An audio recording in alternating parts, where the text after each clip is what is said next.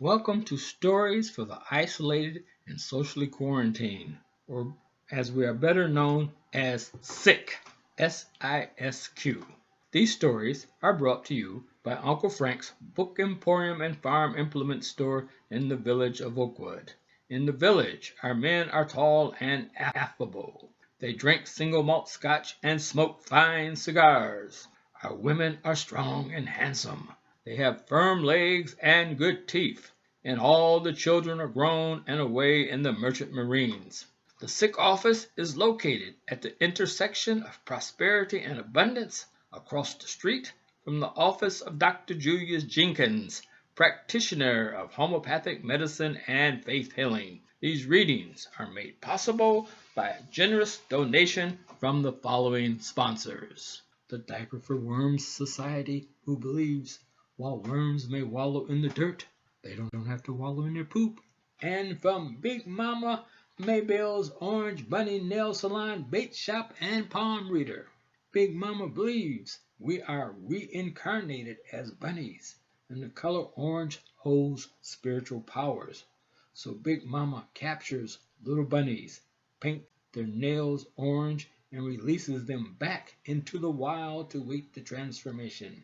And where you can buy worms with or without diapers. While Big Mama cannot guarantee the accuracy of a palm reading, she has a no refund policy because her readings have a lifetime warranty. Just remember what Big Mama always says: it ain't my fault if you die before the reading comes true. Now, hit that pause button, go get that favorite beverage, and hurry back and settle down into that old easy chair. Get comfy. Good. Now hit the play button. Welcome back. Tonight's story is from a collection of tall tales from the book Haints in the Outhouse by Claude Francis. Each night we'll read a different story from the book. Tonight's story is titled Aint Bess. As I remember Bessie Crenshaw, she was a rather large woman with a full bosom, a head full of white hair, and a number of hairs protruding from her chin. As I recall, she always wore a rather plain house dress adorned with a white lace collar. On dress-up days, Sundays, she would add shoes and a string of pearls. The other thing I remember about Aint Bess is she had only 5 teeth in her mouth, 3 at the top and 2 at the bottom. What was amazing about the spacing of her teeth is the 2 at the bottom seemed to fit perfectly between the 3 at the top. There are several amazing things about people who go most of their adult lives with a limited number of teeth. One is over time, they develop really hard gums. Secondly, they are able to chew things like hard candy, apples, and pig feet. What is truly amazing is some of these people had an unnatural ability to open an 8-ounce bottle of Royal Crown Cola with the few remaining teeth in their head. Remember, this was decades before pop-top cans and screw-off bottle caps. Most evenings, Aunt Bess could be found sitting on her front porch chewing some tobacco, squirting the brown liquid between her top 3 teeth, and sipping from a cup of spirited tea. Mind you now, Aunt Bess, like many women of her day, was a tobacco-chewing, snuff-dipping, Bible-toting, church-going woman. Therefore, she would not be caught openly drinking the devil's brew. Aunt Bess's religiosity was so renowned, it was said, she could walk hot coals and handle rattlesnakes while speaking in tongues. I should point out to the reader, this form of religious worship was not uncommon amongst southern rural folks in the early 20th century. Snake handling is generally associated with the Pentecostal Holiness Church and is linked with speaking in tongues. While the practice of handling poisonous snakes was illegal, prosecutions were rare and generally occurred only after someone died from a snake bite. Anyway, it was socially permissible to sip a little tea with a tablespoon or 2 of alcohol added from time to time if the sipping was done strictly for therapeutic purposes. Tea was a common medicinal cure for consumption, rheumatism flare-ups, or Lord forbid your bunions ate. Problem was, Aint Bess was always suffering from consumption, rheumatism, and bunion ailments. Many a day someone would walk by and see Bess sitting on the front porch and yell out, "Howdy do, Aint Bess?" She would respond, the consumption was down on her, or her rheumatism or bunions was acting up. Then she would respond, "Don't y'all worry about me none, honey. I's got this under control 'cause I's sipping on some tea." Allow me to take a moment to explain the importance of front porches and sitting on the porch to the culture of the camp. Remember, this was a time when there were no televisions and most homes did not have radios or telephones. Therefore, the front porch is where you heard the news and gossip of the camp. On a hot summer night, the front porch is where family and friends would gather after the evening meal with a cool drink and tell stories for entertainment. The front porch is where you learn whether or not the combination of tobacco juice, snuff, and tea was the source of Bess's powers is debated to this day. But Aint Bess was renowned for her ability to see and speak with the dead, or more properly, haints. Perhaps I need to explain something before I go any further. Maybe it was due to its location of being the highest point in the state, or the coal dust, the moonshine, or a combination of all three. But Black Mountain was inhabited with a large haint and spirit population and the talented people who possessed the ability to see them. Now, I would be remiss if I failed to point out that Black Mountain was not the only place in the country with a haint population. It seems the entire South had a sizable haint population. While I am not certain haints are common to a particular geographical region of the country, it is most curious haints are rarely encountered north of the Mason-Dixon line. As I said, she was renowned for her abilities as a seer. When folks referred to someone like her, they would say, "She's got abilities."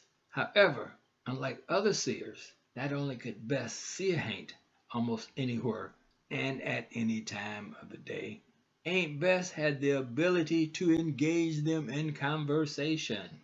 You see, Aint Bess came from a long line of folks who could see and speak with haints. She often said her mama and mama's mama could see and talk with haints. What is most curious is the gene for this gift appears to be found only in church-going, tea-sipping women of the South with various ailments and have a limited number of teeth. Thus, it was not unusual to be sitting on the front porch on a warm summer evening, talking and telling stories, when all of a sudden Aint Bess would say, "There go Mr. So-and-so," or "Here come Miss So-and-so." This might be followed by, "How y'all doing, honey? Ain't seen you in a spell." Those of us who did not possess the ability would look up in the direction of her greeting and would be surprised to find no one there. One evening, as was custom, several of the camp's men had gathered at my grandfather Sanford Scott's restaurant for a dinner of pig feet, boiled potatoes, turnip greens, and hot water cornbread. In attendance were Alfred Lee Jackson, Delmar Franklin, Ivory Earl Walker, and one Junior Watson. Junior's real name was Waddell Lewis Watson, Jr.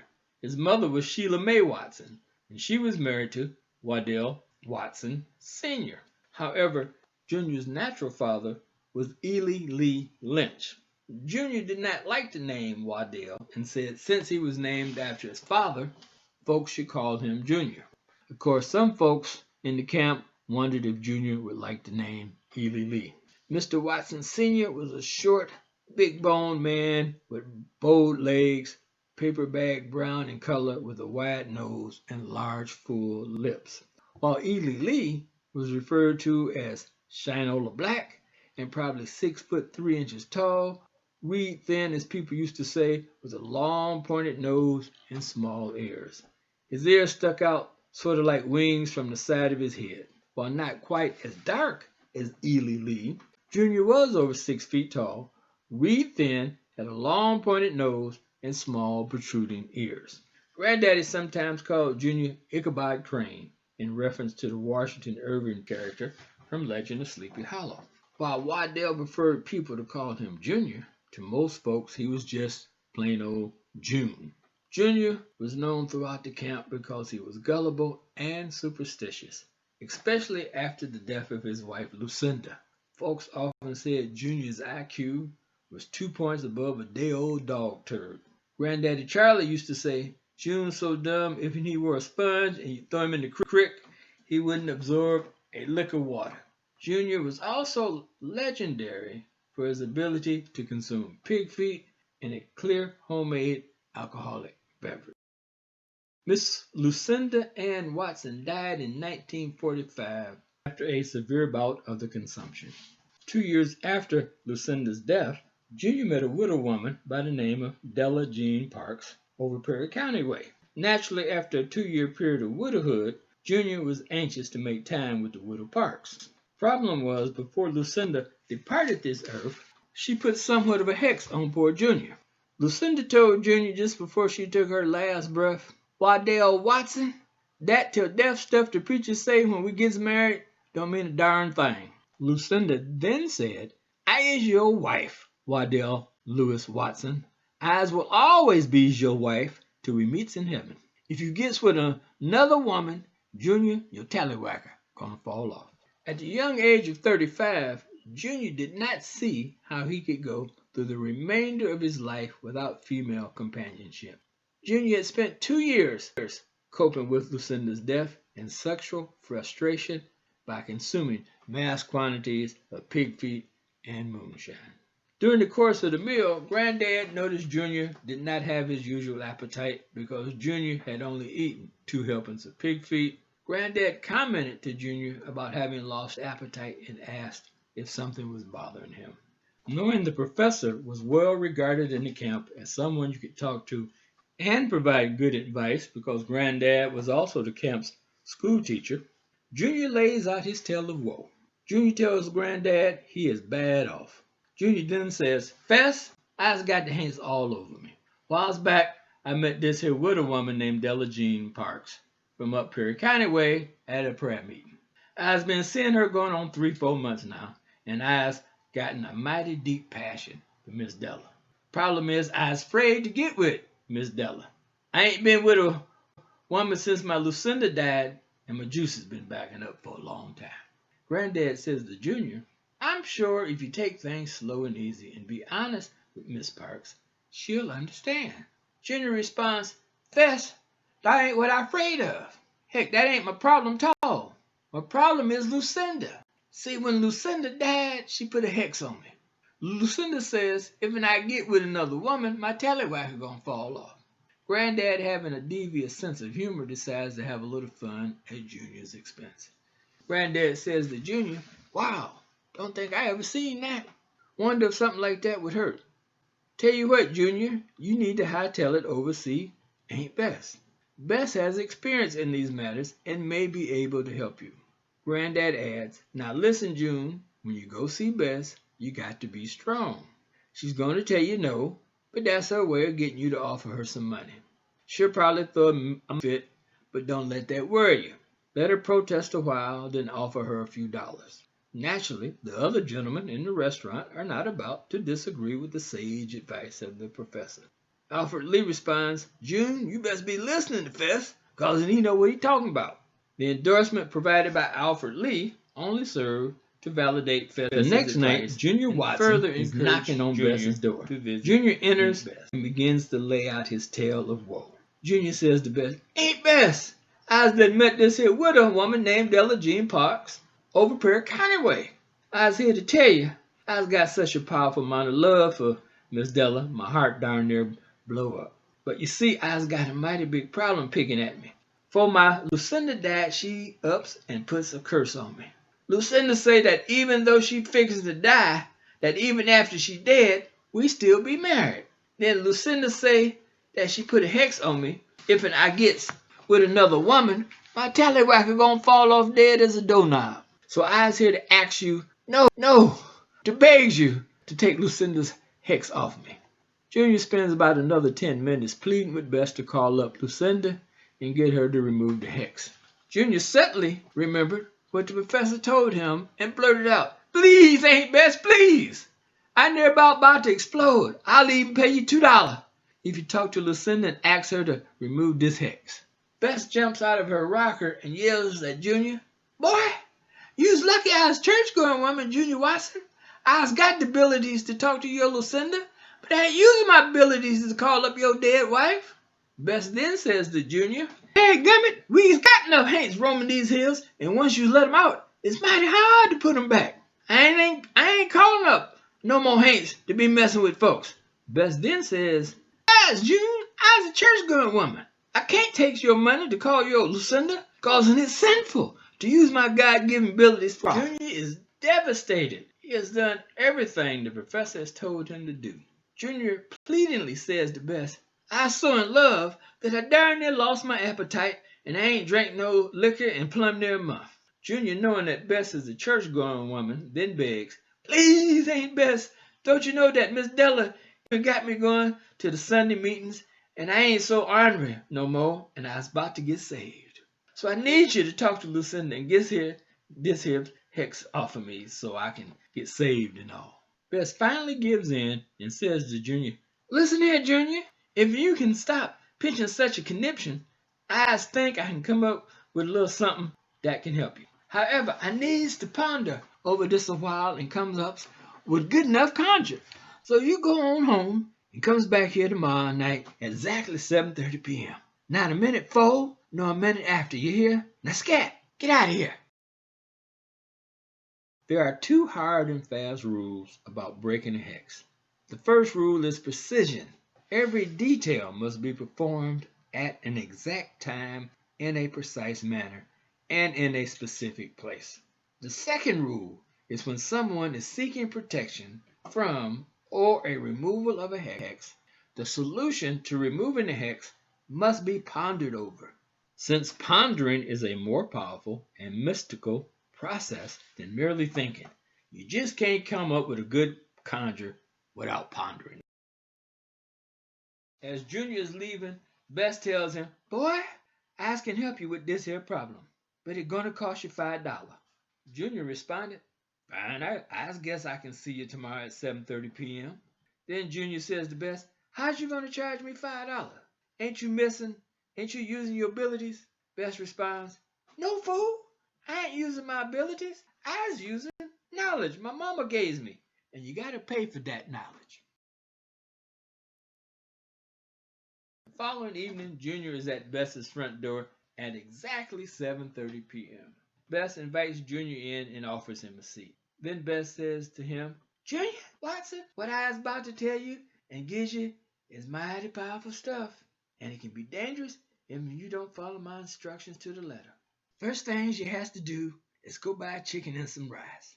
Take it to Miss Della and ask her to make you some dinner. Now while that chicken and rice boiling in the pot, ask Miss Della to pick a thorn off a thorny bush, then have her prick her ring finger on her left hand and put 4 drops of blood in that chicken and rice.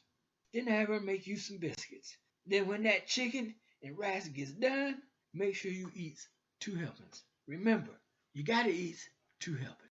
Bess then tells Junior, "Next thing you got to do is go to Lucinda's grave and talks to her. Y'all got to tell her you love her and all, but you're still a young man and your juice is packing up. Then you got to tell her to let you go." Bess says, "Now listen here, cause I fitting to tell you something real important. You got to go to Lucinda's grave at exactly midnight. Not 1 minute before, nary 1 minute thereafter. You hear me?" Junior says to Bess, "I can't be going in no graveyard at midnight without some protection." Bess says, "Boy, hush your mouth and listen to what I was telling you. Stick this here poultice in your pocket, and it gives you all the protection you need. Now, after you get to her grave, you got to go stand at her head, circle the grave 3 times, and spit after each circle. Then you says to her these words, 'Lucinda, darling, I love you and all, and we'll be yourn up in heaven. But now I is lonely and need companionship. Please let me go till when we meets again in heaven.' Now, after you tells her to let you go, you got to hang this here poultice round your tallywhacker.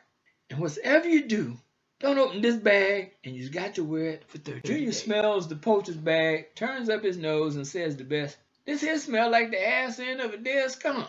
Bess reminds Junior she is a church-going woman and not to use no damn profanity in her presence. Bess then says to Junior, "Gives me my $5 so I can go to bed." Junior only had $1.50 and got Bess to agree to let him pay the remainder over time. When you think about it, this is sort of like a layaway for keep evil away, ain't it? As Junior is leaving, Bess tells him, "Boy, if you does not pay me my money within 2 weeks, not only will the magic not work, but I'm gonna hate you for the rest of your life." About 5 weeks later, Junior stops in the restaurant. He is whistling and in fine spirits. Junior was in such good spirits he had 3 helpings of pig feet, red beans, and collards. Granddaddy immediately realizes Junior has probably gone to see Bess and is probably now making time with the widow Della. The next day, Granddad meets Bess and asks, "What did she do to make the boy so happy?" Bess responds, "I charged him $5 to remove the hex his wife Lucinda put on him." Granddad laughingly asks Bess, "Why you take the boy's money? What are you going to do if your magic don't work?" Bess correctly points out, "You're the one that sent the boy to see me." Bess then adds, "The way that Junior Watson drink that moonshine and eat your pig feet, he ain't going to meet Lucinda in heaven anyways. So he might as well enjoy himself now, and besides, I got $5 out of the deal."